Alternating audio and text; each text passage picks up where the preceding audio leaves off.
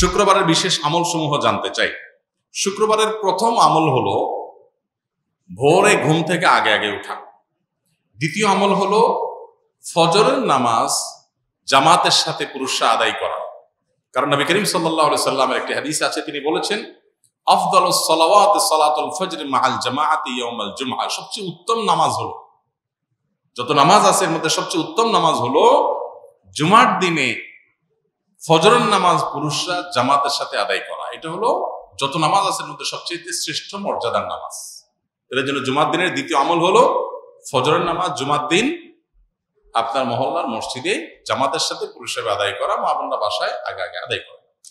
3 নম্বর আমল হলো জুমার দিনের সবচেয়ে গুরুত্বপূর্ণ আমল, সেটা হলো জুমার দিনে জুমার নামাজ আদায় করা। এটা হলো জুমার দিনের সবচেয়ে ইম্পর্টেন্ট আমল, বাকিগুলা ফরজ না, এটা হলো ফরজ। এরপরে আসুন 4 নম্বর আমল হলো যে আমলটা সবচেয়ে বেশি করা উচিত জুমার দিনে, সেটা হলো দুরূদ পাঠ করা। কারণ নবী সাল্লাল্লাহু আলাইহি সাল্লাম বলেছেন আকসিরু আলাইয়া মিনাস সালাতি মিন ইয়াউমিল জুমআতি ওয়া লাইলাতিল জুমআহ। তোমরা জুমার রাতে অর্থাৎ বৃহস্পতিবার দিবাগত রাতে এবং জুমার দিনে অর্থাৎ জুমার সারা দিন সূর্য ডোবার আগ পর্যন্ত শুক্রবারে এই পুরো সময় জুড়ে তোমরা বেশি বেশি দুরূদ পাঠ করো আমার প্রতি। তাহলে জুমার দিনের বেশি আমল করতে হবে যেটা পরিমাণে, সেটা হলো কি দুরূদ প্রেরণ নবী সাল্লাল্লাহু আলাইহি ওয়াসাল্লামের প্রতি। কয়টা আমল হলো? 4টা। এর পাশাপাশি 5 নম্বর আমল হলো জুমার দিনে আপনি গোসল করবেন, পরিচ্ছন্ন হবেন সুন্দর করে। এরপর আরেকটা আমল হলো আপনি উত্তম পোশাক পরিধান করবেন। আরেকটা আমল হলো আপনি সুগন্ধি ব্যবহার করবেন। আরেকটা আমল হলো মিসওয়াক করা জুমার দিনে, এটা উত্তম। এবং আরেকটা আমল হলো জুমার দিন আগে আগে মসজিদে আসা। এটা হলো সবচেয়ে ফজিলতপূর্ণ আমল জুমার দিনের, এটাতে সব সবচেয়ে বেশি। জুমার দিন মসজিদে আগে আগে, যে যত আগে আসে তার মর্যাদা আল্লাহর কাছে তত বেশি থাকে। জুমার দিনের আরেকটা আমল হলো পায়ে হেঁটে জুমার নামাজে আসা। যথাসম্ভব বাহন, গাড়ি, রিক্সা ব্যবহার না করা। যদি দূরে যেতে হয় তাহলে গাড়ি পার করে ওখান থেকে পায়ে হেঁটে আসা অন্তত। আর জুমার দিন আরেকটা আমল হলো যে রাস্তায় আসছেন যাওয়ার সময় ভিন্ন রাস্তায় যাবেন, যেটা ঈদের সুন্নত মূলত। আর আরেকটা আমল হলো সূরা কাহাফ তেলাওয়াত করা। জুমার দিন শুক্রবারে যদি কেউ সূরা কাহাফ তেলাওয়াত করে, এটা কিয়ামতের দিন তার জন্য নূরের আলোর ভূমিকায় অবতীর্ণ হবে এবং দাজ্জালের ফিতনা থেকে আল্লাহ হেফাজত করবেন যারা সূরা কাহাফ তেলাওয়াত করবে। জুমার দিন আরেকটা আমল হলো সূর্য ডুবার আগে দোয়া করা। যে কোনো একটা সময় দোয়া কবুল হয়, তো বেশিরভাগ গবেষকদের মত হলো সেই সময়টা হলো আসরের পর থেকে নিয়ে সূর্য ডুবার আগ পর্যন্ত। এই টাইমটাতে দোয়াতে মাশগুল থাকা দরকার।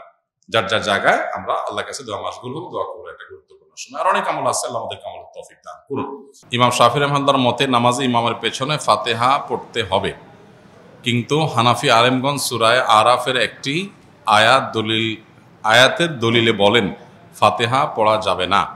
তাহলে এই আয়াত কি ইমাম শাফি রহমতুল্লাহের চোখে পড়ে নেই?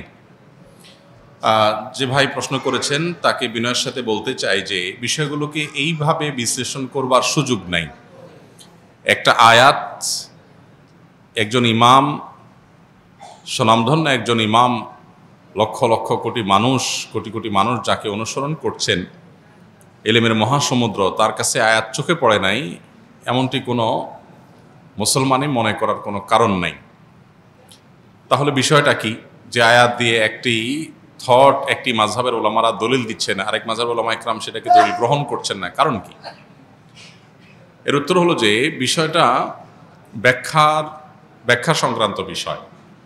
কারণ ইমাম আবু হানিফা রাহিমাহুল্লাহ এবং তার অনুসারী অন্যান্য ওলামা ইকরাম যে আয়াত দিয়ে দলিল দিচ্ছেন, এই আয়াতকে তারা যে অর্থে নিচ্ছেন, ইমাম শাফি রাহিমাহুল্লাহর কাছে ভিন্ন অর্থ, ভিন্ন ব্যাখ্যা আছে।